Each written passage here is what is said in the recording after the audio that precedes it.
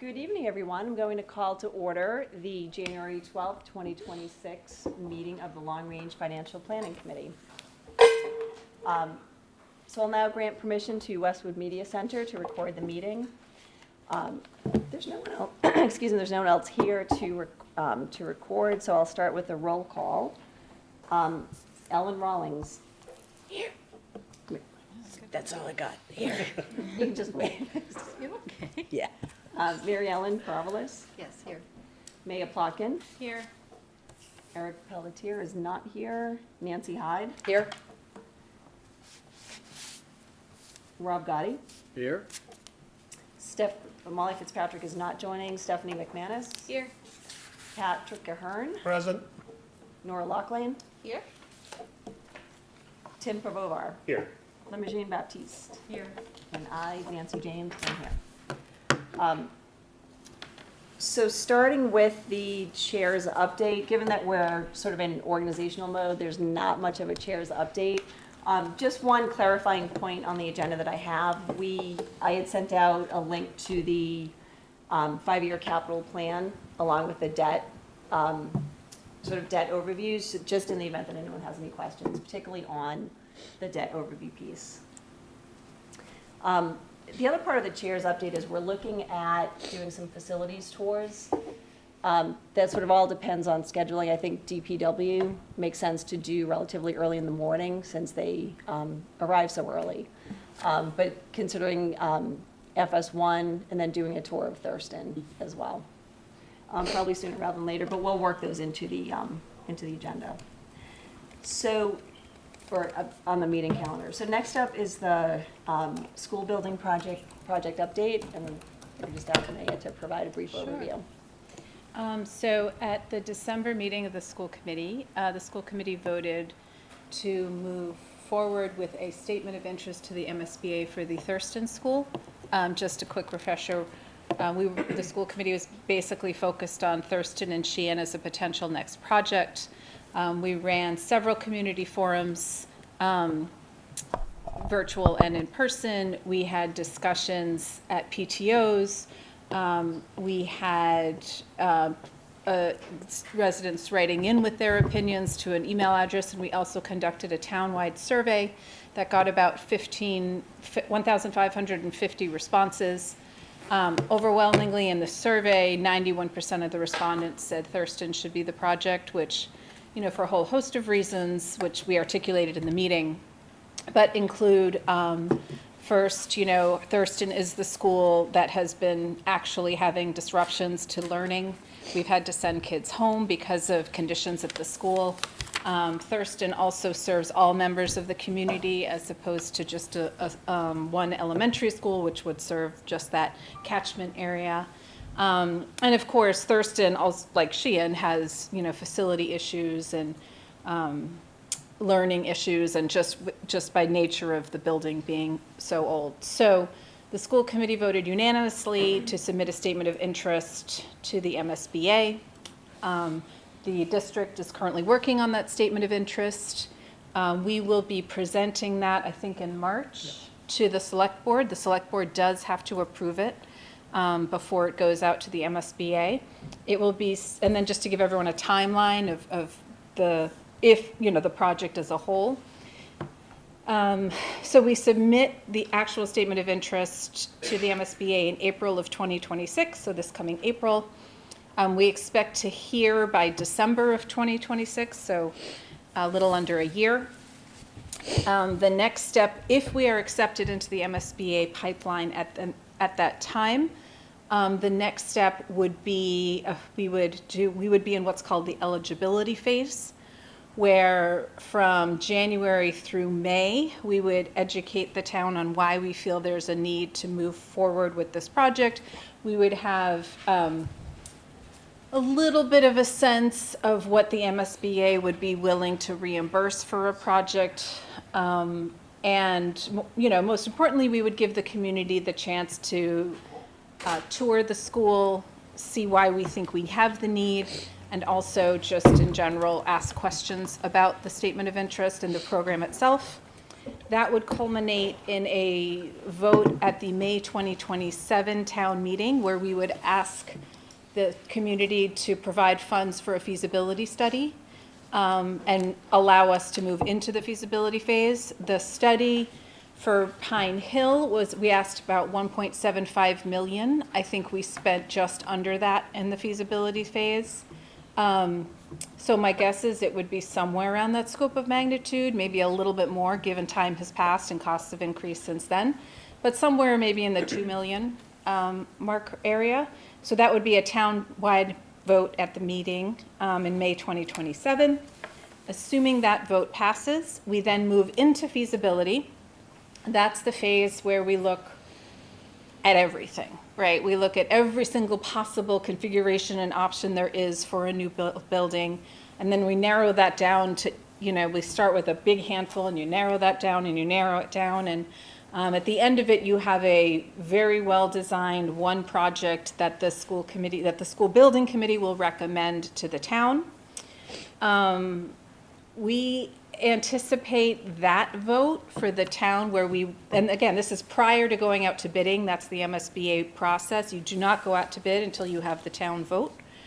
So the town would vote an overall budget. We would inform the town of what the MSBA contribution would be at that time, but they would vote the entire budget. And then that would probably occur either at the spring of 2029 town meeting, potentially, the way we did it for Pine Hill is we actually, instead of that spring meeting, we did a fall meeting later. We did a special town meeting, so about 6 months later. That date is much more subject to change than that feasibility date because a lot can happen in that feasibility phase. But, sort of that's the rough estimate of time frame. If that's the case, then construction would probably begin about a year later, and construction would be complete about 2 years later. So we're looking at September 2032, potentially opening the new school. That's a very aggressive timeline. So maybe, 6 months to a year plus on that. So that's where we are. So a vote for funding wouldn't be until 2029, 2030, depending on timing, yeah. Okay. For the we would have a vote to fund the feasibility study, as I said, that's about 2 million. In 27. In 27. But the big chunk, the big project wouldn't be voted until 2029, potentially 2030, but probably somewhere in the 2029. Unless there's reasons for us to slow it down. And 2027 is based on the presumption of acceptance by MSBA. Correct. Which is not guaranteed. If we don't get in December, then we'll start having discussions in January about next steps and what a revised timeline would look like. So this is all based on the assumption we actually get into the MSBA and the town funds the feasibility study. And if neither of those things happen, then we'll revisit. More difficult conversation. Is there a queue to get into the MSBA program? So there isn't a queue necessarily, like one after the other, and they check. Right. Every year is a new submittal year. So if you get approved one year, but you don't go forward, you have to. You have 270 days, correct? Yeah, I mean, I can speak to this with a little more. I'm actually trying to pull up the stats around this. I have last year's stats. Essentially, they reevaluate the submissions every year. So it's not that if you submit in 2027 and you don't get in, you move that much further up the list in 2028. They reevaluate every year. If you resubmit. Assuming you resubmit. You have to resubmit every year. What I will say is that the last couple of years, and I don't have the data readily available at my fingertips, but the MSBA, they have two different projects. They have the core program, which is for like full scale looking at buildings, and then they have their accelerated repair program, which is really exclusively for roofs, windows, boilers, heat pumps, things like that. In the core program, they're actually seeing a significant downturn in the number of submissions. So if you go back 5 years ago, there were probably 70, 80 submissions a year. They're limited in what their funding is by 1%. They basically get one penny on the sales tax goes to fund the MSBA. In 2025, they had a total of only 27 submissions statewide. from 21 different districts. So some districts submitted for multiple buildings. And of those 27 submissions, 15 were accepted into eligibility. So That's just a little over half, it's a little over half, but compared to previous, 5 years ago, you were looking at a third. a third or less, Or right? less. So the timing of this is actually, hopefully will continue to be advantageous for districts that are submitting. Yeah, I think when we got in for Pine Hill, I think there were like 70 submissions and 20 were accepted.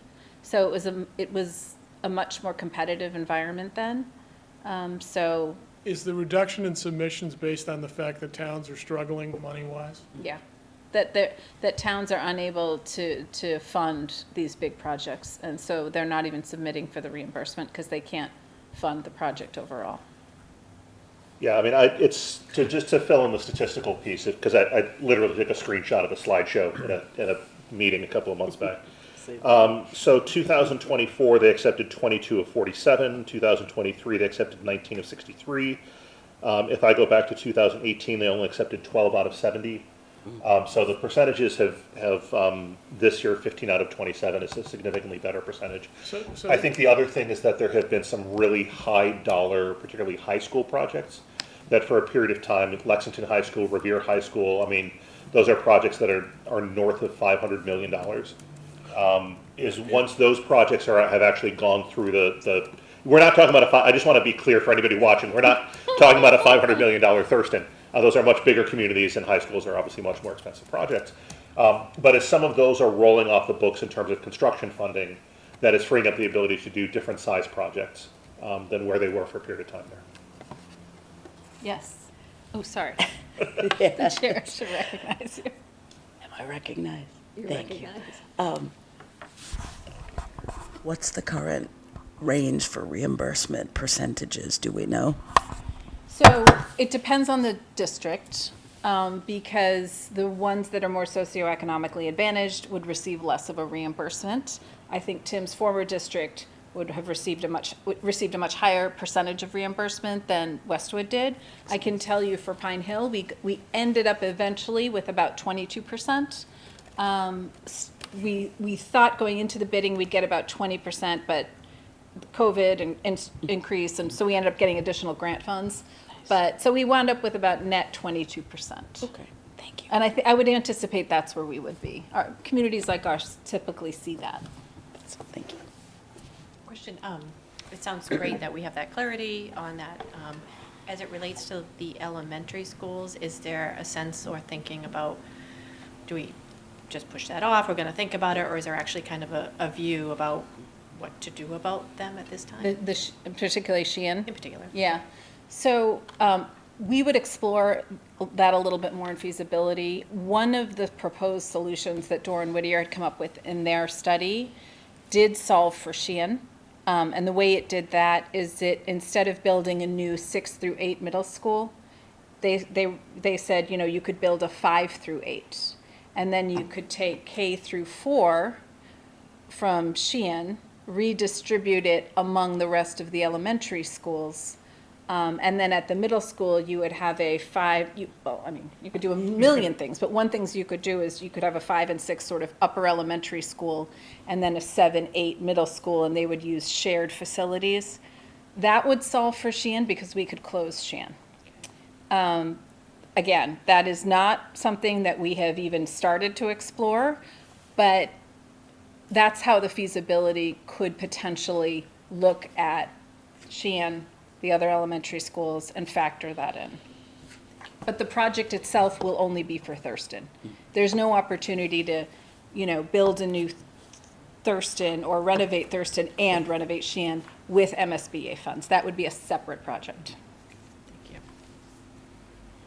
So are submissions every April? So you'd Typically. have to wait an entire year? Yeah. Okay. I did hear questions in different school committee meetings and at some of the forums, well, can we just bypass MSBA? But it doesn't, it's leaving a lot of money on the table. But I also thought, and please correct me if I'm wrong, that there was a lot of benefit that the MSBA Yeah. provides. Is that in terms of how they assist with, they don't necessarily assist with the feasibility study. What is it that they So I would say, in our experience, the process itself, the MSBA process itself, was actually really beneficial to the project. It does slow things down by about a year as opposed to a private construction project, but you are sort of doing, you sort of have these checks and balances at every single stage, and you're really focused on making sure that you're bringing in the town with you, that every detail is looked at, because you have this very concrete process that you follow with the MSBA, and they are watching your project. Like, there's, you know, they don't just say, yeah, we'll fund you, have fun, go at it, right? Like, we're giving them updates, there's regularly scheduled updates, they are involved, they're asking questions, they are looking at our designs and saying, what about this and what about that? So we actually found it very helpful. It is a slower process, but probably only by about a year. And you get, I mean, and, you know, I could say it actually could expedite a process, because sometimes when they're done without the discipline and the Yes. support of MSBA, things go wrong, Yeah, as it did with our high school. Even though an MSBA existed then, it was not an active partner. yeah. And the things that went wrong there were out of the town's control, but we ended up terminating the general contractor Interesting. and Yeah. having a project that was problematic because of that contractor. And I think it's tried and true what the MSBA does now. They're Yeah. really disciplined. It's a very different organization than when they did the high school. Totally different. And the funding model is totally very different. Isn't it run out of the treasurer's office now? It It is. is, yeah. But it wasn't back then. I Yeah, it don't is run out of the remember. treasurer's office. There are disadvantages, like, for example, we do not pick the architect, right? The architect is selected by the MSBA Design Review Panel, where we had 3 seats on it, but there were 15 people on that panel. So, you know, Doran Whittier was not selected necessarily by us, it was selected by the panel. I think Doran Whittier did an outstanding job for us, and I am, you know, so that worked out very well, but that's a disadvantage, right? You lose a little bit of control, but you get a lot of money. And they remain involved all the way through with the permanent building committee, school building committee, in terms of reimbursements as well. Yes, right? I mean, we're So- still in contact with the Yeah. MSBA. If I can just add to that, I think, you know, I don't want to lose the emphasis that Maya talked about it's an external agency that provides a level of vetting for the project along the way. They've actually changed their tagline, and it has always been educationally appropriate and cost effective. I know I've used that language in my presentations to the community. I think they now use the phrase right-sized in their verbiage, and I think that's, again, I think that speaks to that. They only want to fund projects that are fiscally responsible, I think is the phrase that they're using now as well.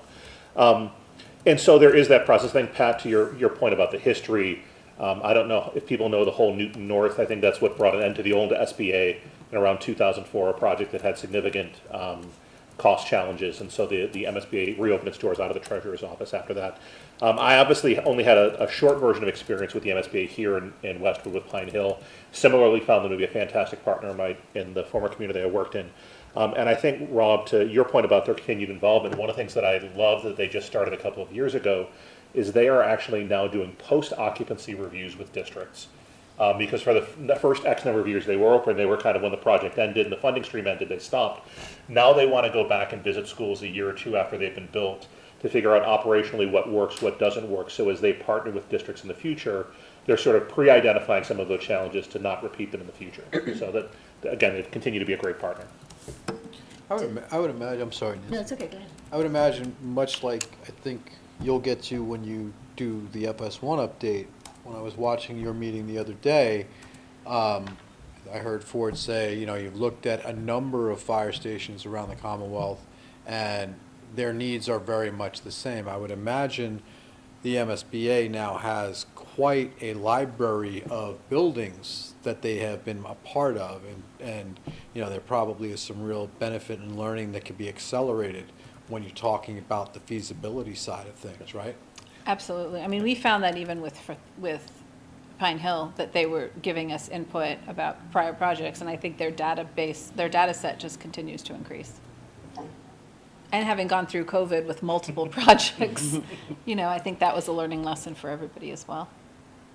Just seems like the funding is great right? Like, well, we'd never turn that down, but it seems like it just ends up being a better project as a result. That's the goal. Absolutely, with any project. But having said that, if they don't choose us, we have to consider what to do otherwise. I think the town's probably learned how to do a project well from the Pine Hill experience. So I Yeah. don't think we go back to the old school way that it might have been done Right.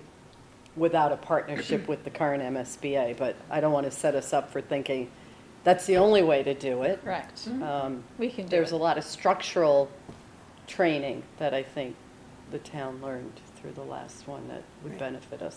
Just out of curiosity, do you know any communities in the last 5 years that have done a middle school? Yeah, I mean, there are a number of them out there. I'm just trying to think off the top of my head. Through the MSBA or just in general? Well, it's through the MSBA. Yeah, I mean, We can look it there are up. plenty. It's all publicly It's all available public. information. I'm Yeah, not- that's what yeah. I thought. Do we know if Norwood? Interesting. Yeah, Norwood actually just did a middle school. Yeah, I think that I that just would don't know if certainly it go. was through MSBA. Was that a middle school or high school? They don't, They did both. They did They both. They did both? Norwood did both? They definitely Yeah. did I the know high they school. did a high When school. you're on Washington Street heading towards Walpole and the pool, isn't that a middle school there? That's, There is a middle that's the school, middle but- school. But I didn't that's think been that- there for years. The high school, Norwood did the whole high school over, and they had to Oh, okay. recreate the iconic Yeah. pillars at the front of the building. And they did what we did. They did it Okay. on, I think, I want to call it field land.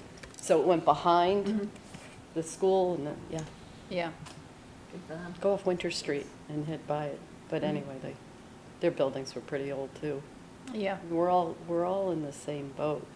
We're all aging. And, Speak for yourself.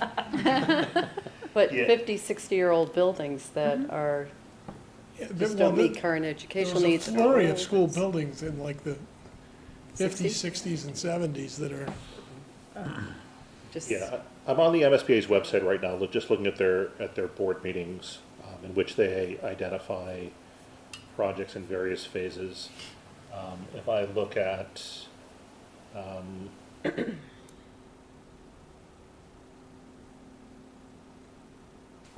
yeah, I'm actually finding those that have just been approved. So for example, Arlington was just approved for a middle school at the last board meeting. We'll do a little bit of research. who on was, this. I'm sorry, I didn't hear. Arlington Arlington. Oh, okay. was just approved to start a project at their last meeting. Gardner. Oh, no, that's the Maya, word. do they still incentivize for trying to use boilerplate design plans? Wasn't there a lot of attention on that for a while? They that did it- have their forum school. Yeah, I don't know how often It's used. dead-ish. Yeah. It's not, I mean, it's not nobody's- completely every dead. site is unique and every, It's probably just as expensive to take that and try and adapt it to your site than just to, yeah, I just hadn't Do heard your- it in a while. your- I I was think wondering that's how that how went. Norwood built their high school. They used the plans from a different high school and adapted it. I mean, that was a question we got a lot during Pine Hill. Like, why can't you just use plans of someone else's school? And, I mean, the answer is, there's a lot of reasons. I'm not sure you would end up saving a lot of money. And Yeah, you I- might end up, with a We're with a not getting project the that- product you That has, want. yeah, that has some issues. Yeah, I mean, hearing the executive director speak about this summer, which is, again, when she said it's not dead, but I'm paraphrasing, saying it was deadish. Two reasons. One is site, right? Sites can be Yeah. very different from one location to another. The other is educational program, right? Ultimately, buildings are only as good as the kind of education we can deliver inside of them. And since what is happening educationally in a middle school in one community is not the same as the middle school in another community, you are often matching to save money potentially on the design element. You weren't getting what you were looking for educationally out of the project, and so you want to make sure that your design is reflective of what your educational goals and outcomes are. For what it's worth, just looking back at a couple of board meetings ago, Braintree just finished an audit phase for their middle school, sort of, a little closer geographically. There's more Belchertown, but that's obviously a different context of the center of the state. But we'll certainly, I think to Maya's point, not only learn from the MSBA, but go and visit. I mean, my inclination is to go and visit a whole bunch of middle schools. 6/8s and 5/8s, right, if both are on the table, to learn from what our colleagues are doing. Some of us visited the Gates, I think, in Situate. Yeah. Is that where it was? That was a middle school project. That was nice. Tim, you mentioned that, I'm sorry. You mentioned that the MSBA is actually doing some like postmortem type work and making sure that, they learn from each project. And I think I just heard you say they have looked to see, did they, fall short anywhere in delivering against the educational objective. Is the inverse also true? Do they look to say, this was built with X in mind, and are we utilizing all of that space to its maximum potential, or was it to what the potential was that it was envisioned? Yeah, absolutely. So the post-occupancy review process involves touring the building, involves interviews with the facility team, interviews with the principal or the educational leaders in the district, to identify both the good and the bad. What wasn't done that would have been helpful, and what was done that turns out to be not as helpful as we thought it was, as well as like what actually was great, because they want to make sure that they continue to fund things that are working really well as designed. Great. So before we move on to FS1, I just have one quick question. Is there still a project page on the website? And it's been updated. Okay. Yep, 'Cause so it's now for this facility study, latest facility study. It also has an FAQ for this particular project that we generated from the community forums and the emails. So yes, it has all of the facility study findings, so it's all up there. But do we still have Pine Hill? We have it Information on archived. Yeah, it's not. It's not. We essentially stole that portion of the website to change. And to just move moved to it this- over, yeah. okay. Right. And the reason for my question is, I hear a lot about a $90 million, right? Well, it wasn't $90 million. Maybe, what did the town pay? Right, so it was 60, 60. And then the cost of, I keep coming back to, the cost to renovate both schools was 40 million. So it's not, I feel like we take this jump from 40 million to 90 million pretty quickly. Yeah. So that's just, That will happen my for thing. decades to come, and people I will still know. say things like that. and I'll still be here, And like, people are still complaining about the $40 million high school, which was $36 million, but now Right. Lexington's got a, what is their number? 350 million? No, Lexington, I think, was Lexington's close high school to is 660. 600. Six? 660. Yeah. Yeah, and they're, Right. they're getting 125 from MSBA. I mean, it just, Yeah. See, it makes And- $150 Never walk million away. middle school look cheap. Yeah, 660, yeah. yeah. no, so that would just be my only thing, if we can keep that data, because that is my, So I did present final numbers at our October I think so. school committee meeting. There was one slide that sort of showed what we had told everybody at town meeting it would cost, and then, a column next to it that said what the taxpayer amount ended up being. And there was about a $9 million savings there. I'm happy to circulate that to this group if that would be helpful. I think you're saying post it. I'm saying make it, I think Leave we it- almost leave it need like a somewhere. project We have it, archive I for thought we anything had we it do. somewhere. We can put it but- back up again. Yeah. Yeah, we borrowed about 9.2 million less than we had told people at the fall. You were authorized to borrow? Yes. And do we need to go back and revoke the authorization at some point? Rescind? Rescind? I think Stephanie's working on that. You are now. Aren't- It doesn't have to be done within a No, certain it's time. on the but list, it's on Yeah. the Yeah, list. yeah. Yeah, I just have to present it to FinCom. It's not very often we have the pleasure of doing that, going to town meeting and actually, It's for the feasibility and design portion. still. It's a That's good around thing. 200, right? 200 and then Oh. 30. Yeah. So eventually, because the MSBA doesn't close out until 3 years after. That's sort of just a cleanup item. Yeah. Oh, yeah. They still haven't accepted the final audit Hey. yet. Yeah. Yeah. Stephanie, I knew I had seen it somewhere. Any other questions before we move on to FS1? Okay, so I'll deliver the update for FS1 since I'm on the steering committee. So we started meeting on December 1st. We've had, I want to say, 5 meetings to date.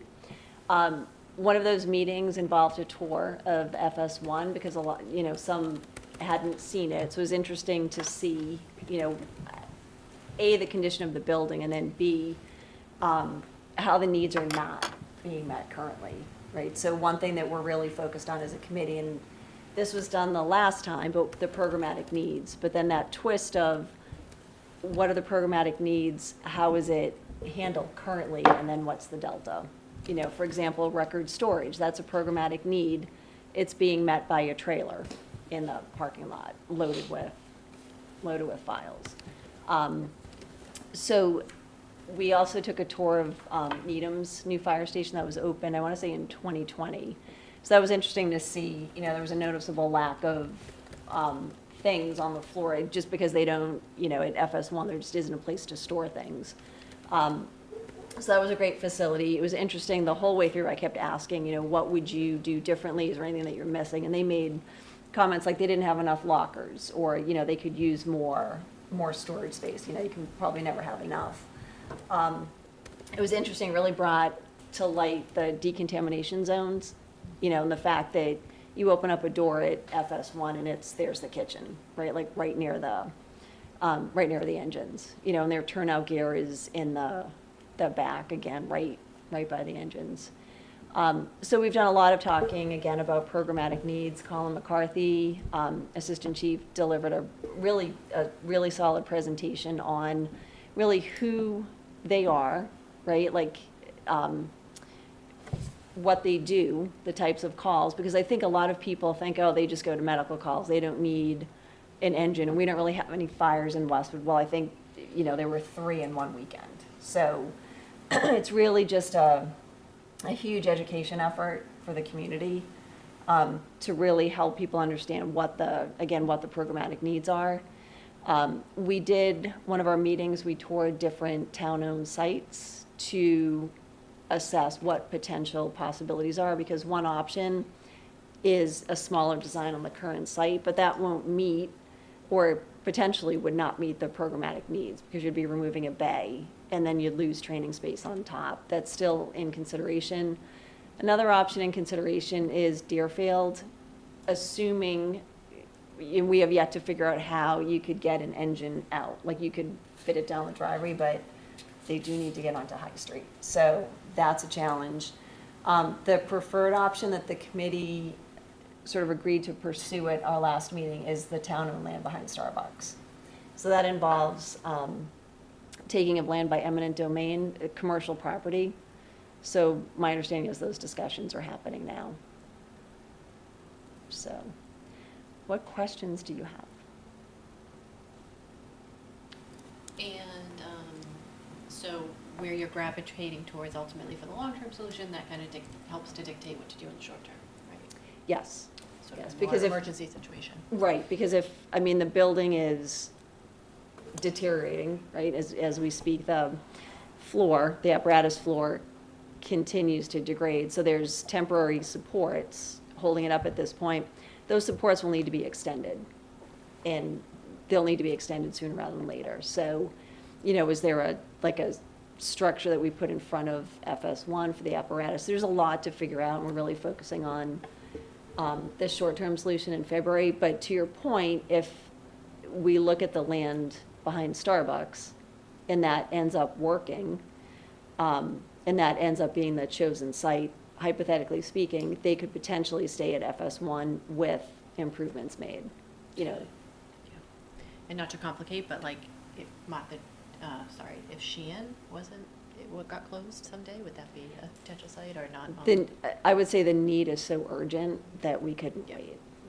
And I that think there's was also outs- response time issues that Yeah. Sheehan, aren't there? She's was- just too far down. Yeah. That was outside the Right. I operational remember that response now. time zone. Thank you. Yeah, I do. Ford came before the select board last week and said you had narrowed it to 3.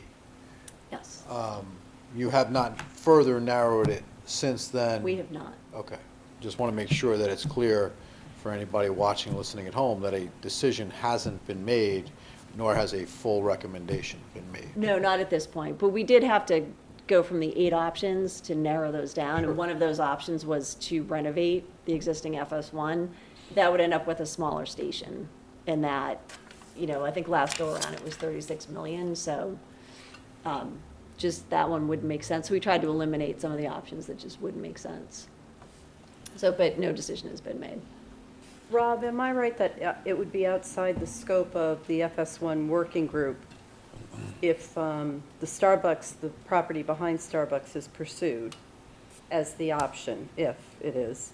It would be beyond the scope of FS1 working group to look at then what happens to the current main fire station site. Yes, I think that you would have to we have some remediation that needs to be done potentially with To the respect. site. Yes, to the existing site. And then we'd probably want to look at that because that could be expanded from a zoning perspective to potential commercial use Part and of what I was provide, wondering.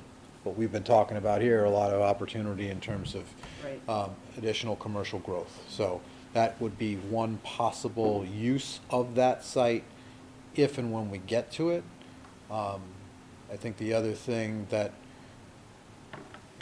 has to happen before that, and I don't want to get ahead of when you guys make a recommendation, so I will hold any further comment until there's actually something put before us. Yeah, and I don't want to burden the FS1 working group with that issue. I just wanted to get clarity, though, so that makes sense. Sorry. I actually am glad you raised that because I think it's important for the FS1 working group to think of the consequences of a choice they make as they're evaluating sites. Because the site behind Starbucks, if that does take a piece of commercial property out of the running, then we might be looking for an offset. So I think that's something that's worthwhile to think about as y'all are evaluating potential consequences of a site that aren't necessarily obvious. Because I know we are very concerned about losing commercial tax Well, I was actually base. thinking maybe it'd be part of a little more in this group. That too, yeah, but that's just, I think it's worthwhile for the group to think about the bigger picture of a recommendation they make too, so. I think it was a small piece, and I think it actually ended up potentially being beneficial Oh, good. to other local businesses That's good in then, that area. awesome. And I think that, part of what I heard in your conversation was that there could be other benefits that sort of play into the broader set of facilities conversations that this group is really having for how do we creatively solve, so that if that middle school that incorporated a 5 through 8 were to go forward and now all of a sudden there was an opportunity, I think what this group and then maybe some broader community visioning sessions could do is what might you be able to do to reimagine uses of existing facilities and or land? So. Is it within the scope of FS1, the steering committee, to think about things like you mentioned record keeping, right? To look at potential electronic record solutions as opposed to storage within the building? Or I think one of the points of confusion in the community the first time around was the use of FS2 and the interplay between FS1 and FS2 and whether FS2 was maximized. And I think there was confusion there. And so I guess the question I have is FS1 looking not just for the programmatic needs, but also at potential for efficiencies within the program, the operational requirements? So when we do a deeper dive into programmatic needs, yes, I mean, as far as like how records need to be stored, we haven't gotten there, but I heard the same thing about FS2, and I feel like I explained it multiple times. I would think also that's say something that- that's just gonna have to keep, I would also say Assistant Chief McCarthy, I think, covered in his presentation, if there were 2 firefighters that were able to be added, they would then be able to have an ambulance down at the Islington FS2, and that would necessitate sort of, some movement of apparatus between the buildings and some, changes in how they staff the 2 buildings that would fully utilize all the time FS2. It's not like they don't currently have utilization when they call in extra folks for emergency situations, just much like we do at FS1. So the same type of thing, but again, some of that is what does the ongoing staffing look like to service the need of the community? So. And it's not just now, it's 10 years out, 20 years out, 30 years out, particularly as we look at more development in town.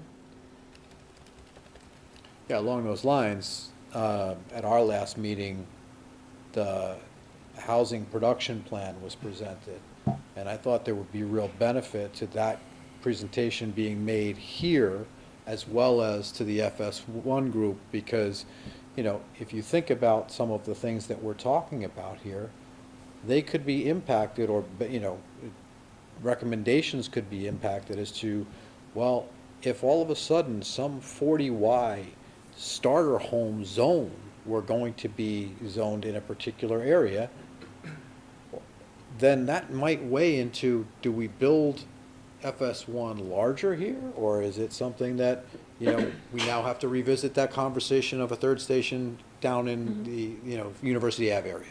So I think some of those things are part of the broader conversation that we need to have. We can't have things in silos, right? And so that was one of the things that, as that was presented to us, I thought it would be very good for this group and for the FS1 group to hear that presentation.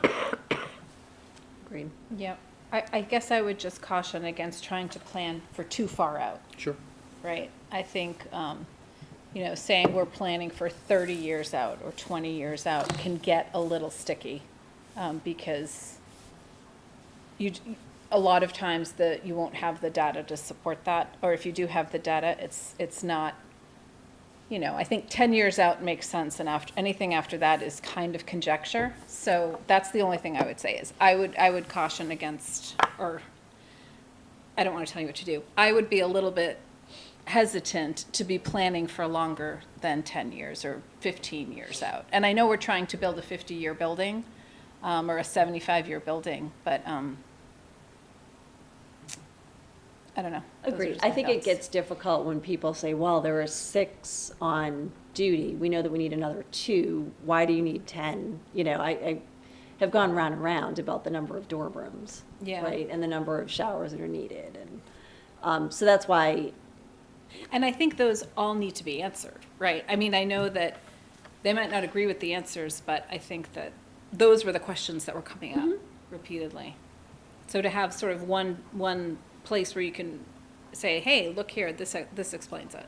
right, so we do have a landing page, basically, Yeah. with all of the information. We're continuing to add to that, but that's a great point. I think when you talk about 10 years out, if we look back to Sheehan, right, like I think we all thought Sheehan was the immediate need, and then it ended up Yeah.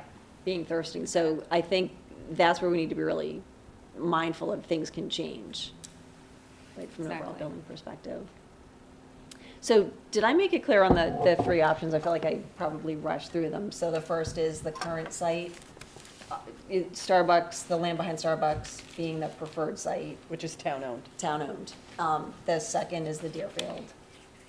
And then the third is rebuilding at FS1. So anything else on FS1? Is there any limit with how much, you know, on site at any given time that we can have in the town for like commercial operations? Meaning, you know, are there certain, you know, businesses that can or cannot operate, whether it be special chemicals or something in particular where we need or could use a certain unit or more people within a fire station? You know, does that have any impact? So if you're talking about like a hazmat response, Mhm. that tends to be more regionalized. Okay. We do have some specific equipment here, and I know that actually in Colin's presentation, he probably touched on that. So I recommend watching that. He did an outstanding job.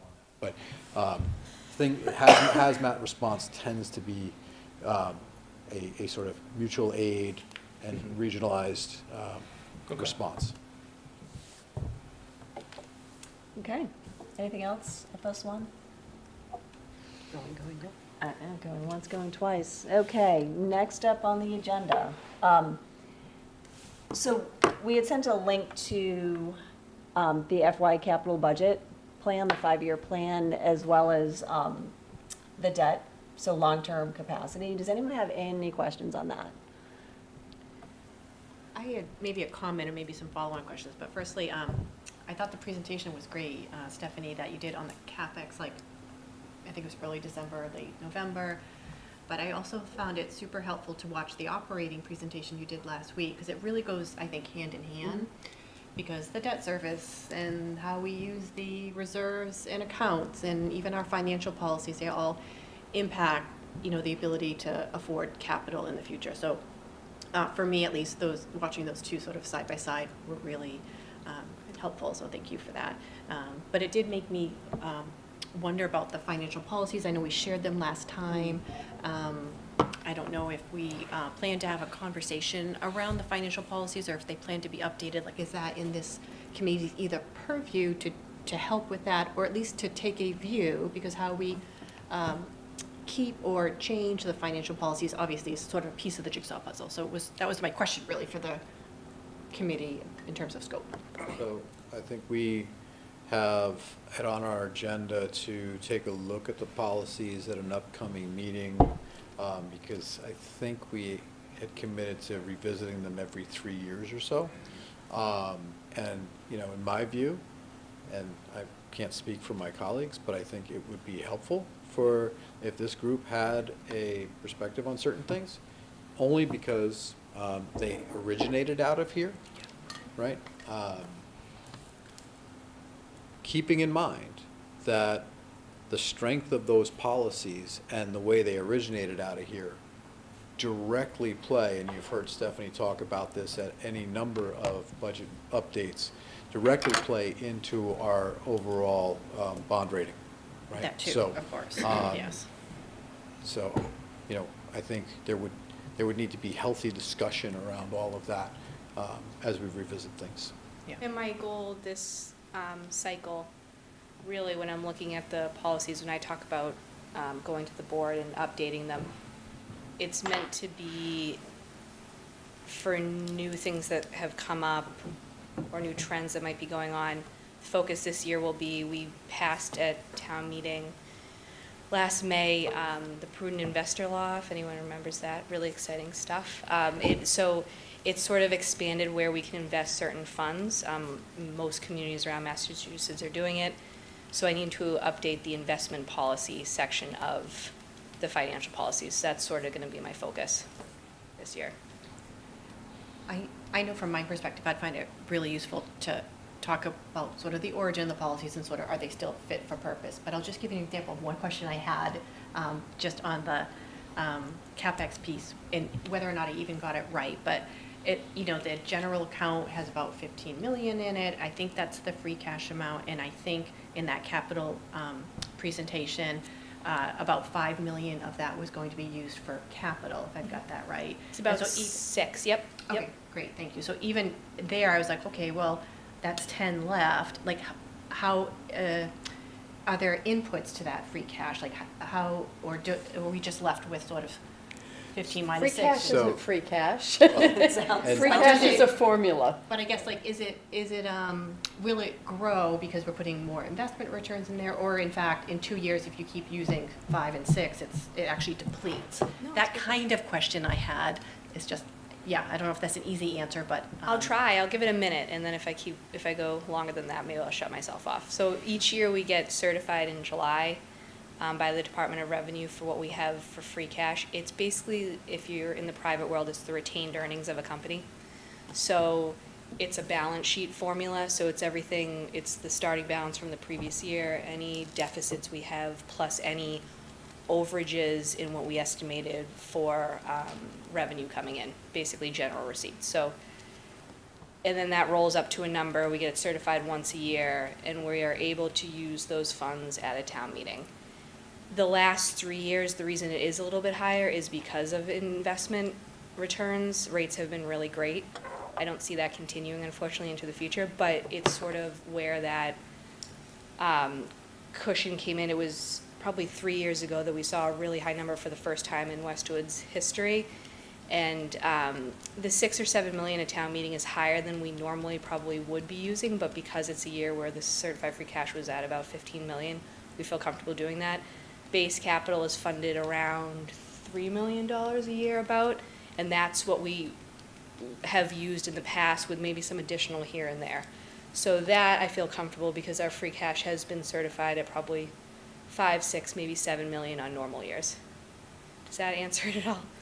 I can go on and It on helps. about. Well, and part of, to build on Stephanie's point, part of why it was so high was, yes, rates were high and balances were high because we were Yes. sitting on Yeah. some of the borrowing for the school that were in accounts and hadn't yet been paid out. Yeah. So we had large balances earning higher than normal rates, which Yep. is what led to, some significant interest income in We that were at account. about $2 million a year in investment income as opposed to the 70,000 the year before.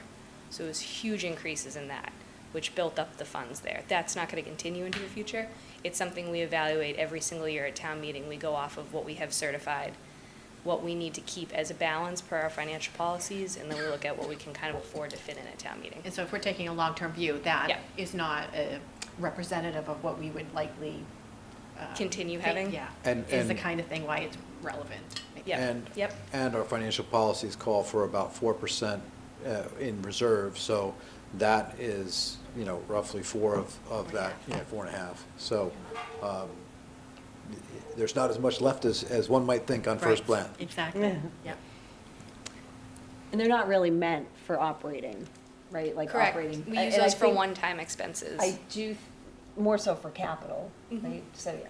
I do think there's confusion, maybe in the community, I don't know, and if it's there, I apologize. If there could, maybe if we had some kind of an explanation on our site.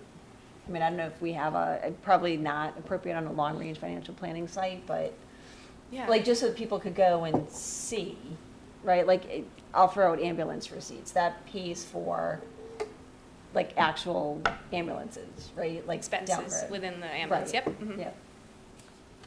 I present usually to the board in about August each year what our number is, and I painstakingly, they're probably sick of me hearing it, but I go through exactly what free cash is. And the Department of Revenue has a great, like, 5-minute long video that they have up, so maybe I can, Do we put definitions anywhere in our warrant book, is it in? yep. Yeah, Yeah, I'm wondering if that couldn't carry over. I know the warrant books have gotten big, depending on what goes to town meeting. no, the warrant, Does it have it as well? yeah, it probably does. Yeah. I know, it's hard, it's like, you want to get all the, I feel like I get the information out, but there's, Yep. I can only do so much. I present that, and it has the exact definition of free cash usually every August, and exactly what goes into building it. That's posted on the town website, my presentation on that, under budget financial presentations. Go back and look at it. But if you want, I can specifically post it for this landing page, if we, I think it might be helpful, and part of what we're tasked with on FS1 is really educating the community. And I feel like there are often a lot of questions about either financial policies or, I've heard we really need to fund any new buildings within 2.5. That's really difficult, if not impossible. So that's why I think an explanation of financial policies might be beneficial okay. somewhere, either like on our website, or if anyone has any thoughts on that. I know in the past when we or expanded the financial policies, there were somewhat basic ones, and then when this group organized over 20 years ago, we expanded them, and a lot of it came from looking at what other communities had in place to make sure that as we did things, it made sense. It was a way of checking as to what we were doing. And it'd be good to share and have others share with us again. I don't know how in your world finance directors share with each other, and I think that's what Pam Laura's already Dugman might started have. this project for us, so a couple of months ago, we request financial You're ahead of policies it. from other communities. Yeah, Yeah. that's exactly what we did, which is where I came up with updating the investment policy, and that everything else looks pretty on track. Good, Yep. that's good, but, there are so many things like stabilization funds. What do you want as reserves? And they fit into the context of what do you need to be doing to be a AAA bond-rated municipality?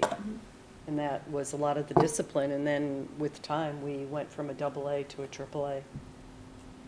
And that's, I think, having folks in the community understand, right, the impact of being a AAA rated, or being AAA rated, and that potential impact on borrowing, as we look at several borrowings coming up. Gives you the most favorable borrowing rates Yes. around, and Yeah, we just did a borrowing in November that I think I presented either in November or December to the select board, and we got reapproved for the AAA, so there's a lot of information on that presentation as well, as far as what rate we got and why we got it and compared to other communities. Okay. I think even that would be helpful. Yep. I know one of these post everything, but, It's all on there. all right. Any other questions? Okay, so next up on the agenda is the facility study that I know everyone diligently reviewed, all 100 and however many pages. But just wanted to kick it off with sort of a general discussion on where to focus, because there's a lot on there. And as Rob spoke about at our last meeting, you know, the needs are great, the resources are limited, right? So we have to really be, you know, as we talked about, creative in terms of how we approach the studies and what we look at addressing and when. I mean, I know we have our, you know, immediate project in terms of FS1. I know looking at, you know, Thurston, that's a little bit further down the road.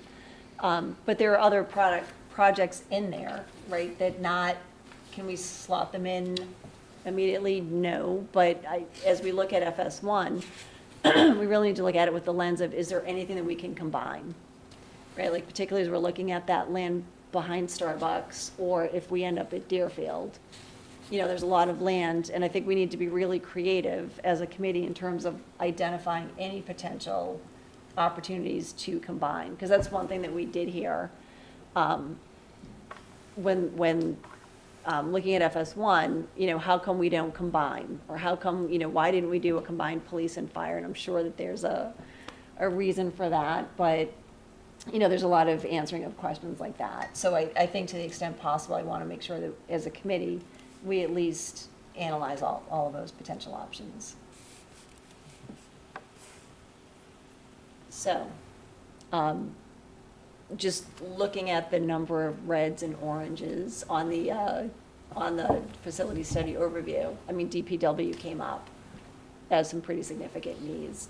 Anyone have any questions, thoughts? Well, I think it's great. You had mentioned at the beginning that be one of the properties to tour.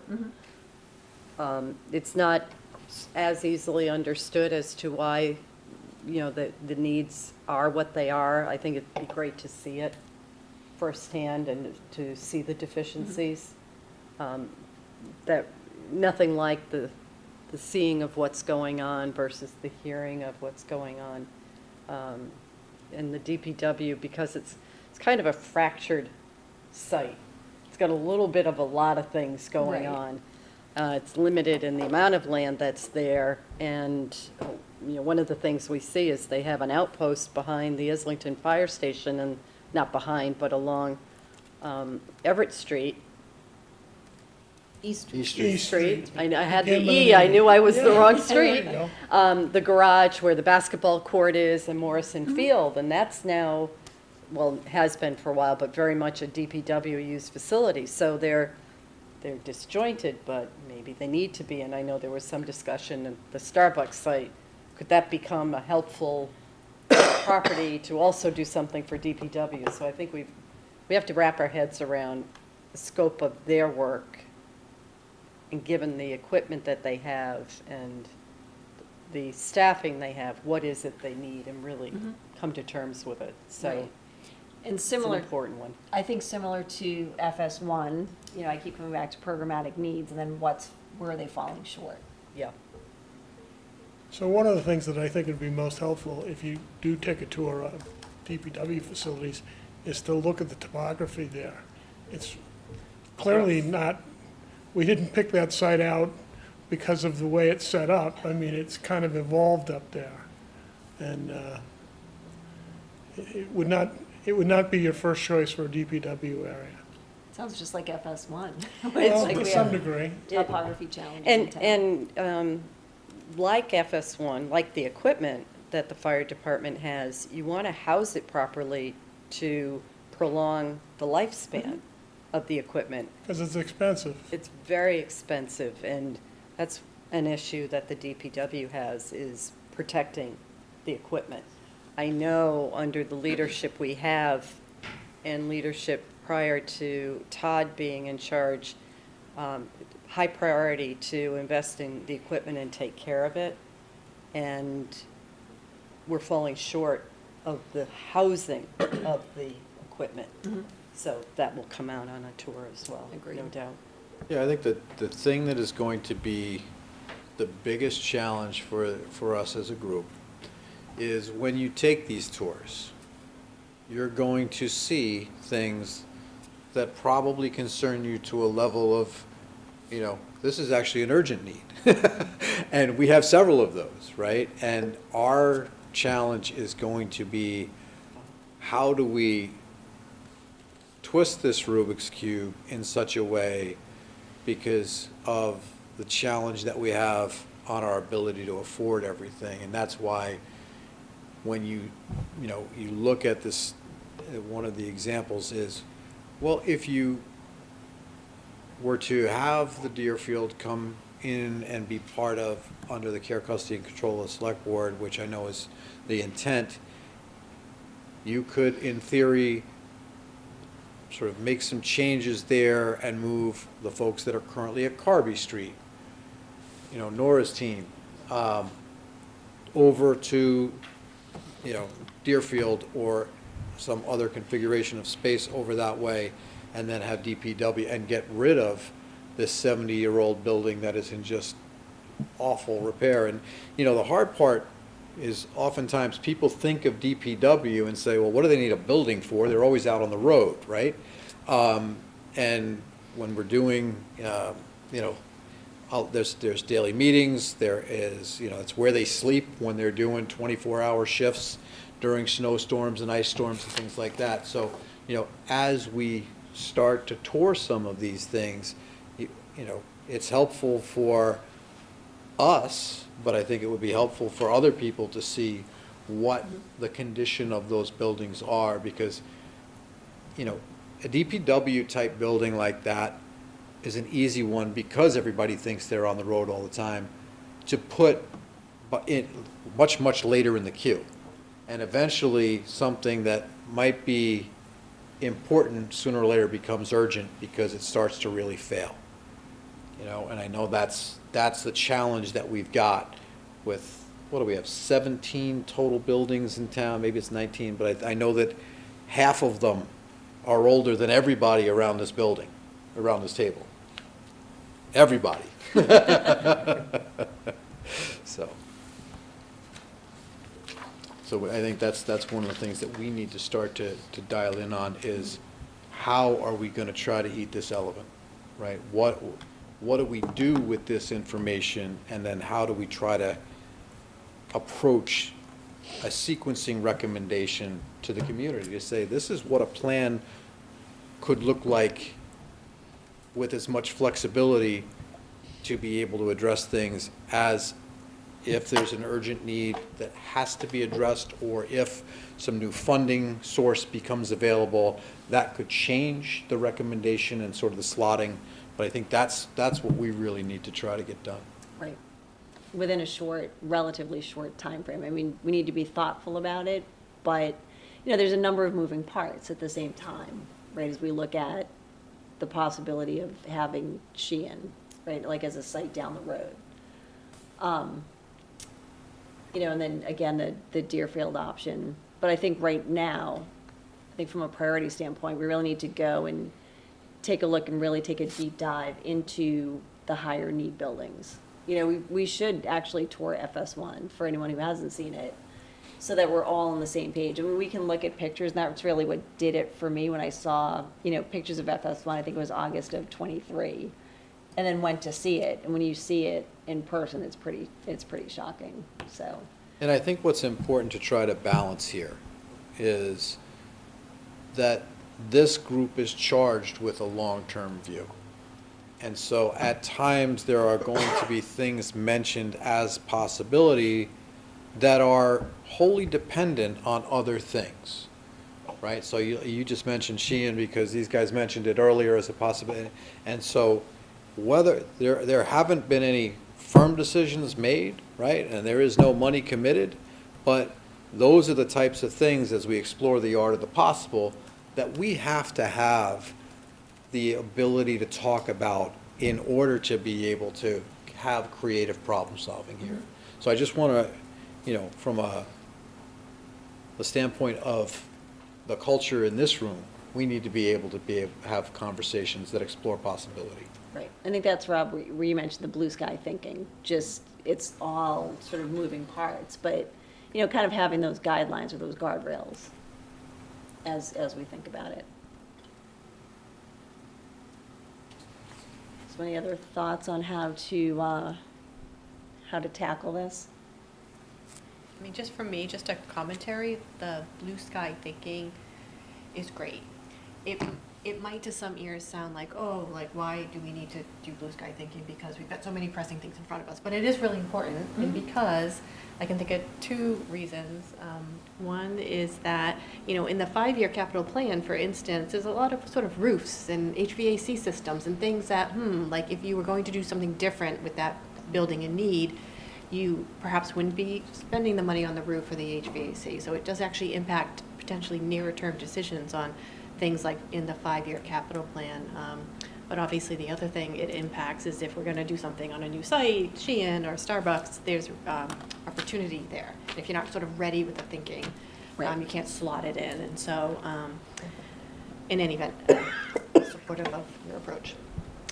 Thanks. Stephanie, in building the 5-year capital plan, you know, referred to this frequently to make sure that things that were identified in here were actually part of the 5-year plan for, you know, assuming that we're not going to be able to build everything new, there are real things that need to be addressed that this whole facility study identified. So, you know, that 5-year plan is informed very much by this study.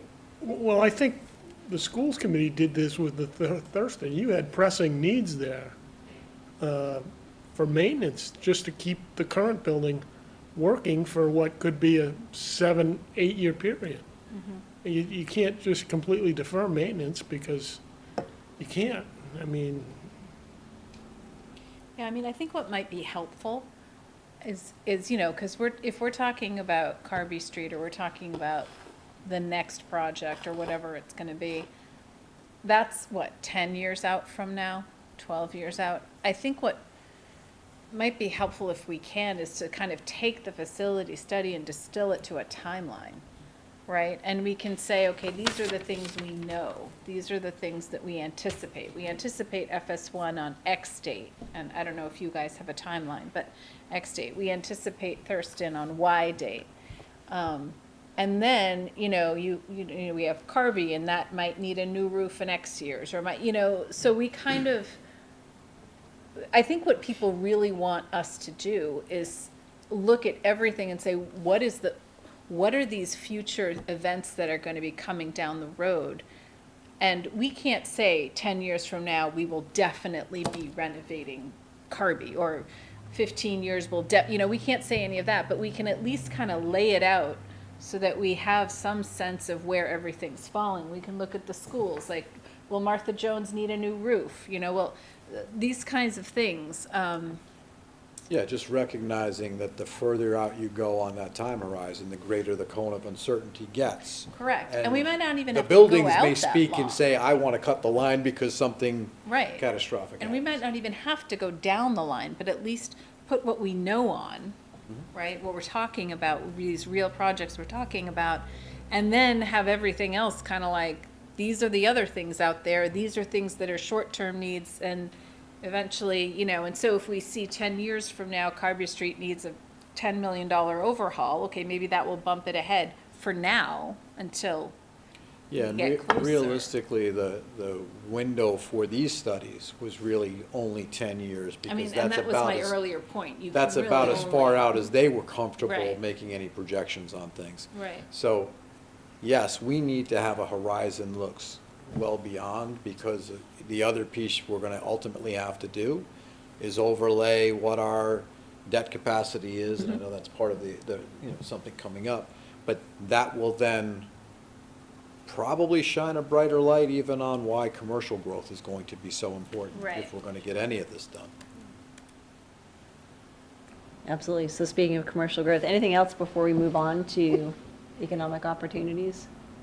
Well, maybe just kind of a question about that and a thought that, you know, pairing a long-term focus with also understanding what's going on in the current, you know, economic environment, something that I've been thinking about, and I'm curious for the group as well, you know, this year with like the One Big Beautiful Bill Act, right, the new state and local tax, you know, deductions that's going up. Is it an opportunity where, you know, we can speak to taxpayers and with their understanding that either you get a nice deduction, you know, in your taxes from state and local taxes, or is this an opportunity for us to be able to, you know, potentially use more projects, have that federal subsidy kind of to even things out, where this might not be in place in 2, 3, 4 years? You know, it's a conversation we're having at work all the time about how quickly this can change. Is this an opportunity for municipalities to take advantage of the deduction, help educate taxpayers saying that you can either put the money in your pocket or we can use that for more projects around the town? That's an ouch conversation, I'm just going to say. That Can you help me understand? Because I'm trying to see it Yeah, from both I'm just going to angles. share with you, it makes me think back to recent years and people on the Finance Commission saying people have lost their tax deductions while their local real estate taxes are escalating. And I think there's still, you know, discomfort in that and the broader inflationary environment and the cost of living burdens that people are feeling. So I think caution to isolate a potential relief valve that might be there. It's relief on an element, but there's still so much. So I think we need to be very careful in telling people what they should do if they get some relief. I think we just have to, there's going to be tremendous pushback to a conversation like that where people are feeling a lot of pain. Sure. I think And I tax, think we're aware of how much pain they feel when we have the approval of a beautiful new elementary school that we'll have for decades, and we're stewards of the town, but people have to pay for that for the next 20 years, 20? Is it finance for 20 or 25? 30. Oh, 30, I'm sorry, we've gone to 28 30. left. Boy, that's right. I'm Let's having look at how many years we're left. 30 years we're going to be paying for that building. Sure. 28. Appreciate, no, but No, we appreciate haven't- the we haven't creative done that much thought yet. there. That would take a tremendous amount of salesmanship Yeah. to be able to get people to say, you know what, yeah. So, interesting thought, for Yeah. sure. I don't know that you. I would imagine that the majority just want the money back in the pocket, but it, Probably. yeah. But, I mean, thanks for bringing it up, because we really have to look at, you know, almost no stone left unturned.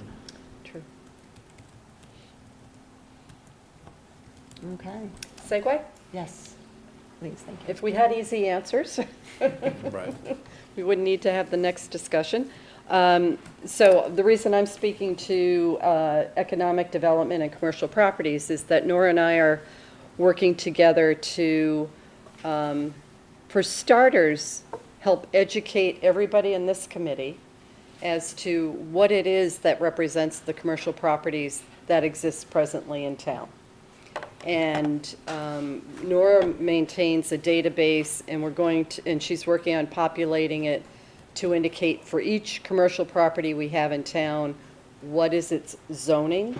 And we're going to assemble materials so everybody can have kind of a resource deck of what do we own, what's the land acreage associated with it, what's the building, or what is the raw land without a building, what is the zoning, here's the zoning descriptions so you know what that means, because we have a lot of different types of commercial zoning, and we have things called ARO districts, one's in one part of town and one's in another part of town, but they're the same zoning, and they're just little small portions. And so we started talking about where do we build the foundation of knowledge so we can quickly launch into where are the opportunities. What exists now, what zoning is in place, is that the right type of zoning to encourage redevelopment? How do we encourage redevelopment when we have no ownership interest? It's all in the hands of private property owners. are there blocks of ownership that might constitute something like an opportunity? And to cut to the chase, part of University Avenue makes up University Station, but there's still a lot of University Avenue that's warehouse buildings and broken ownership pieces. But there may be opportunities to consider doing something with our zoning to encourage future development. We can't force it on anybody. We can't force people on 109 to change their buildings when the owners are happy with the way they are, but we can create opportunities and maybe speak with owners about doing things. So we want to, again, get everybody to have a base amount of information and build from there figuratively. And we hope to come back at a near-term meeting with more information and really get into those discussions so we can all, when we talk about a zoning type, or I'll throw something out to you. Do you know what overlay districts are? Not familiar, no. No, nor should you be, but you live in one. And because of applying a zoning opportunity on top of the fundamental zoning on University Avenue, we allowed for residential to happen. Okay. And that became part of the multi-use University Station development. So now there can be apartments, or there can be condominiums, because we did something like that to facilitate the addition of housing. So we want to build that knowledge, because we figure once we have something to build the knowledge, that can be useful in the community. Because as you talk about FS1, part of it is educating. So we need to be educated so we can help educate the community when we talk about zoning opportunities or zoning proposals that the planning board may want to bring forward. We have to start somewhere, so we want to start with this group in those discussions. I actually thought you were looking at Ellen when you asked about the overlay, and I was like, I think she's she's kind of familiar. Shift in the eyes, right. And that's just to say, you know, we need to, and you'll be a great person, and Mary Ellen, maybe you too, to say, please, I don't understand what you're saying. Tell me more, or give me more, or where should I look up, you know? Because if you look bare bones at a zoning bylaws, you don't have enough time in your lifetime. Yeah, it's very dry, and it's it's technical in zoning, and we want to make it user-friendly to have people understand, so that we can have productive conversations about opportunities and what we observe and what we may think is worthy of pursuing, and come up with priorities. Because it's very hard to do some things, and so where do we want the town, the select board, the planning board to focus its attention? We can't be everything to everybody. We have to really focus our efforts. If I could just add to that, so some of the things you might want to do, there might be some areas that are not zoned for commercial use, you want to zone for commercial use. There might be other areas where they have a commercial use and then they have an overlay district in place now, but that overlay district has not incentivized anyone to do anything. For instance, along High Street here, we've had an overlay district here since 2014. And there hasn't been, we've had one bite now. The Obed Baker House is the only development that's happening under that overlay district. We had another type of overlay district that we put on this property when we were originally thinking about the library. The library used to be where the Colburn School Building is. The Colburn School Building used to be here. We ended up swapping them and establishing an overlay district that allowed that project to go through. So we might want to look at ones we have, look at adding them to other places, and looking at amending them to make them more of an incentive to catalyze more commercial development. So my experience in this town, and Nancy disagreed with me, is any significant commercial development has started with significant zoning changes. You kind of have to set the table for someone to serve the meal of the commercial development. That's the tool we have. Yeah. That's the probably most influential tool we have. And it's often not the zoning alone, but public development that goes along with it. As I mentioned, the Colburn School next door would not have happened were it not for the library project. Islington Center redevelopment would not have happened if it wasn't for FS2. So sometimes it's the the public project that is the impetus that gets things going. And that's the hope with FS1, depending on where it ends up going. In any of the 3 preferred areas that are being searched, any one of them could catalyze additional development, redevelopment along High Street. So that's always the goal as well. And I keep hearing there's a huge desire for development along High Street. I think there is. So the zoning that's in place is almost equivalent on Washington Street and High Street. And you can see how much has been taken advantage of on Washington Street and how little has been taken advantage of on High Street, so. Any idea, is that because it's mostly owned by trusts, or some of these buildings or plazas, that's why?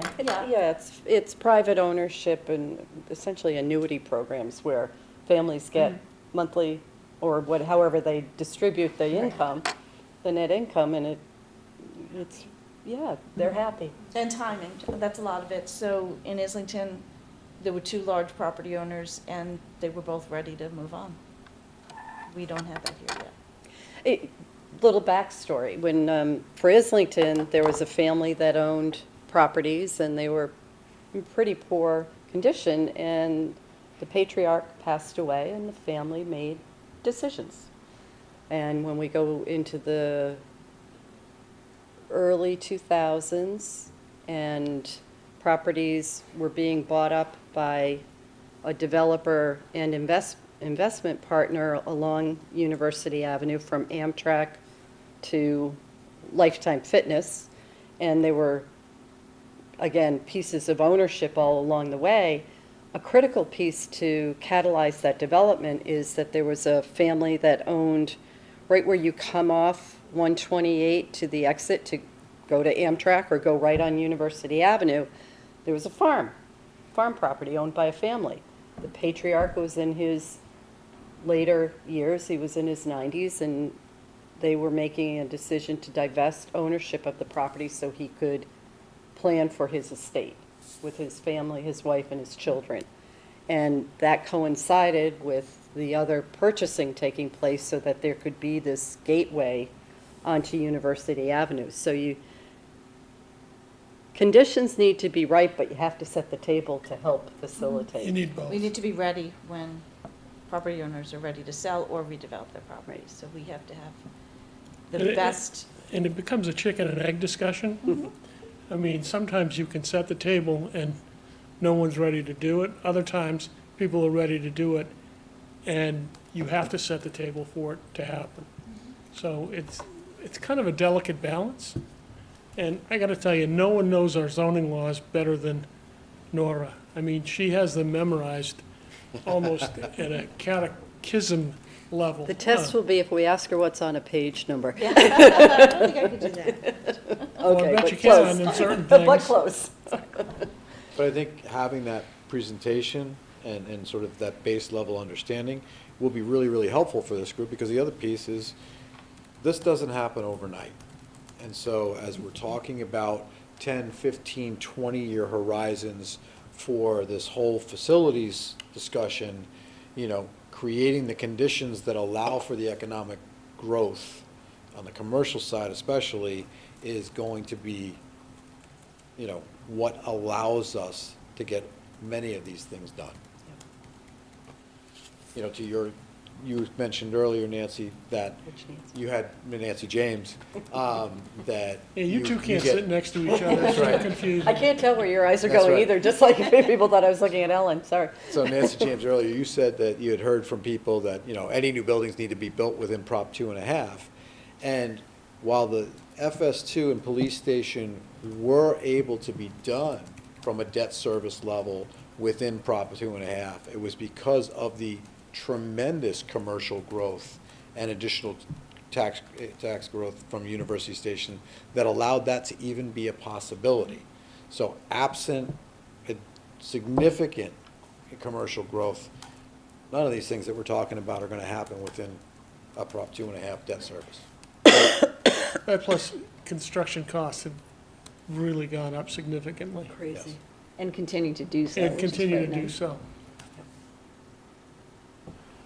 Do you feel that the table has been effectively set on High Street, or are there? No, I think there's more to be done. Okay. Yeah, I think there's definitely more that we can do. We'll put that high up on the priority list.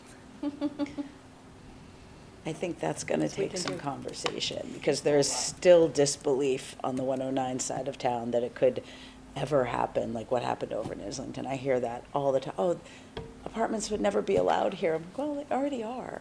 So it's just nobody's taken advantage of going for a special permit. So I think I like the idea that we're gonna, for lack of a better term, spitball some ideas about zoning, because again, that has to be voted on. We can talk about anything we want on planning board or in this room.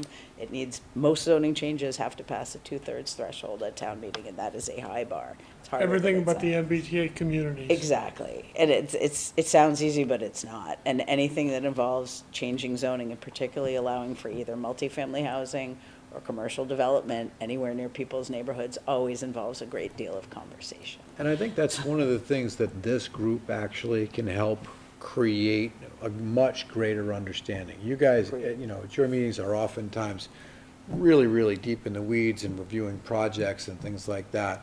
I think this is a place where we can give a whole lot more discussion and time to the interdependencies of all these things. And the concepts on a high level rather than a project-specific Yes. conversation. Yep. I think that's good. Okay, any other thoughts on economic development? Okay. So next up on the agenda is really just to look at next steps in future meetings. I do think the tour of DPW would be helpful. So I'm looking at Monday the 2nd, although it's a little, No. That might not be this. not at night, in the morning. But that's okay, we can avoid that day. I don't think I necessarily have to tour the DPW facilities. Okay. We'll give you an exemption for your birthday, sir. Thank you. Fair enough. I mean, the other thing we need to do, though, is the housing production plan. So we could also, I have a question about that. yes, I'm going to answer it, but I'm going to ask it first. Couldn't we just watch the presentation to the select board? But my answer is there's nothing like hearing it firsthand. So I guess I would say if we hear it, can it be somewhat abbreviated versus, like, you guys spent an hour and a half on that night? No, Or an oh, I about don't 40 think it was that minutes.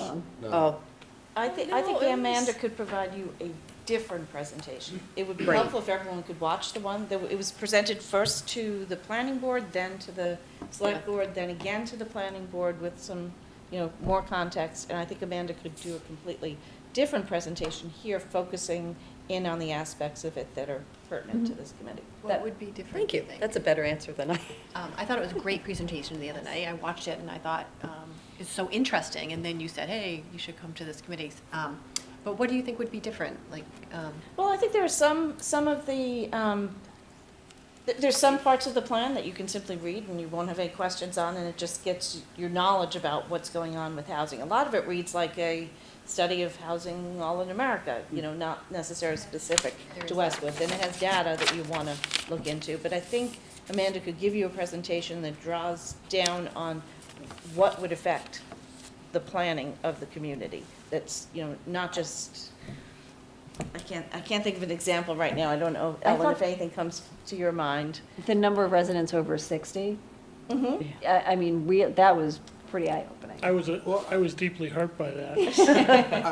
I thought the idea of the parallel that was drawn to the comprehensive plan and the desire for more types of housing to then the conversation that flowed on the possibility of a 40Y district for starter homes. Great conversation that would be helpful for this group. The more density that you put in on the residential side, that also has an effect on the split of the commercial residential shift. So all of these things are interrelated at a, pretty intimate level. And so knowing that these are things that are being put forward as possibilities then has, some dominoes that fall and should be part of our conversation. And developers pay close attention to this stuff in town, good developers. want to see towns, how towns are trying to set the table in specific ways, and do they have the ability and desire to pursue those opportunities? So two different goals of the plan that come to mind. One recommends setting up some type of a revolving fund, a housing trust fund that can help owners of affordable for ownership housing. So we have several communities in town where affordable owners purchase a home at a reduced rate. They can resell it again at a reduced rate, but there's been a problem over the years where they might have difficulty keeping their home up to the same level as some of their neighbors. A goal like that probably isn't as relative to this committee. There's another goal that talks about increasing the number of affordable units in town by another 2%. So we're required by 40B to have our subsidized housing inventory always above 10%. We're above 11% now. And the Housing Production Plan, one of its goals is to recommend we go 2% beyond where we are now. So when you think about that, what does that mean? Having more affordable housing is definitely a lofty goal, but to have those 2%, an additional 2% of our units would be affordable when we require 15% of a new development to be affordable. That means there's another 85% of market rate development that comes along with that. Mm-hmm. So it's just, it's a bit of a snowball, so you need to delve into that. And that's the kind of thing I would like Amanda to explain in more detail about what the goal is, why the housing partnership thought that that was an important goal, and what effect it might have, and then have you all ask questions about it. And as And the the key- representative from the Board of Assessors, that's an important conversation to have. It is, because that percentage resets every decade at about a year and a half after the change of the decade, based on the census. Sorry. Along those lines, for our assessors, how do we currently tax apartments only? I know with mixed use, like how do we tax the residential portion? Are we taxing it at the residential tax rate, or we are? Yes. That might be something, not The necessarily. affordable units, you mean? All of them. All units. Yeah. So a perfect Yeah. example is the block at Everett Street. So that's 15,000 square feet will eventually be commercial, and the 160 units, so, 160,000 square feet will be residential. And so it'll be taxed at the residential rate, and the much smaller portion will be taxed at the But commercial affordable rate. units are taxed differently. Okay. They're taxed on their value, yeah. So But for the affordable market rate units- rentals, I know I did a little digging into this, and this is kind of tangential to the housing production plan, but probably pertinent to us talking about revenue.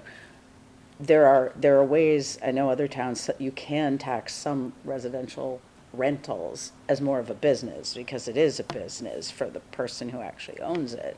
Have we considered maybe exploring that? Because I see that as a way to up some tax revenue without having to do a whole lot.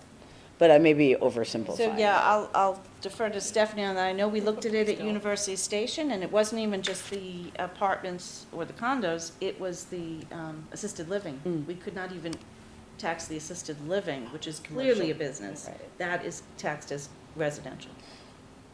Yeah. And I think that's DOR that determines that. I don't Yes, think it that's is. up to the town. It is Interesting. DOR. It's too bad. There are a lot of regulations. Yeah.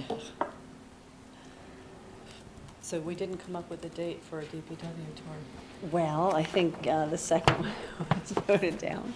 Well, Pat We said he's not could. going, I but have breaking news that there may be a video about the DPW building deficits that I will see if I can get access to, and if it saves us a group outing, I will forward it to you, That would- Nancy, and Laura, and you guys can circulate it to the group. Sure. No, that And would- if that would anybody help. wants to actually see it in person afterwards, maybe we can arrange for them to go on their own schedule.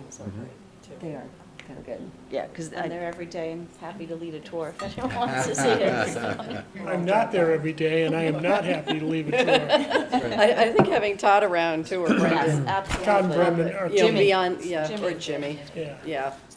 Yeah, we could all But follow I up don't think separately. Todd would want to miss that one. it's really, Something tells me. it's nothing special. So I know we talked about meeting every 3 weeks. I know we didn't want to shift it to monthly, so that's why I came up with the 2nd, but I know that that's not a good day.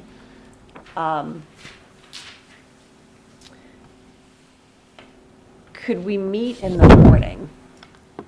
And I know mornings can be tough. The second, or generally? Well, the morning of the 2nd. In person or in Zoom? Well, I thought we could do it Zoom. But we could either do the 2nd or the 9th. The 9th, I have FS1 at 10:15. So, yeah. Zoom, I could do do either. I could do either of those. Both of those. Okay. Oh, I don't know. Tim, this isn't gonna matter to you, but isn't the Super Bowl on the 8th? Oh, those are fighting words. Yeah, What was your I missed the loyalties here, Tim. Listen, I know when I'm a visitor in a strange land. And I am truly taking advantage of that. And you know what, that's probably easier than trying to just figure this out now. Thank you. That would make me incredibly popular having an 8 AM meeting or an 8:30 meeting, day after Super Bowl. And moving on to FS1.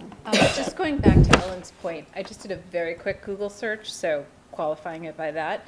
But it seems like if you have a split tax rate, you can't, some commercial properties can be, rental properties can be taxed at a commercial rate dependent on the number of units. So it might be worth taking a second look at that. If you have, I think it's a certain number of units or above, they consider that a commercial business. So Gables. it might be worth looking at that, unless we've already vetted that. Okay, next up is approval of, One logistics question about the dates. So, if we can't do Monday, could we do something like this week at the 2nd, or the week of the 9th, give some options about what might work? yeah, we could do a different day Okay, that week. I'll first. Okay, thank you.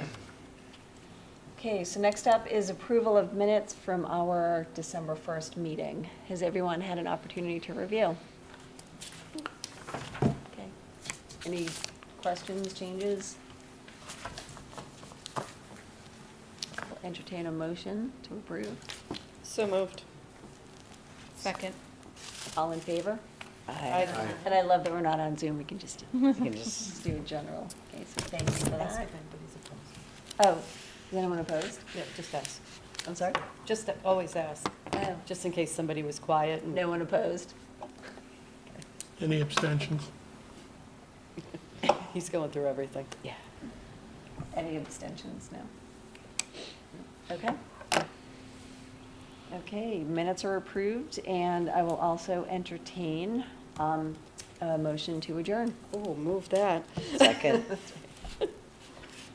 Second. And all in favor? Aye. Okay. No one's opposed, I can tell. Thanks so much, everyone. Thanks.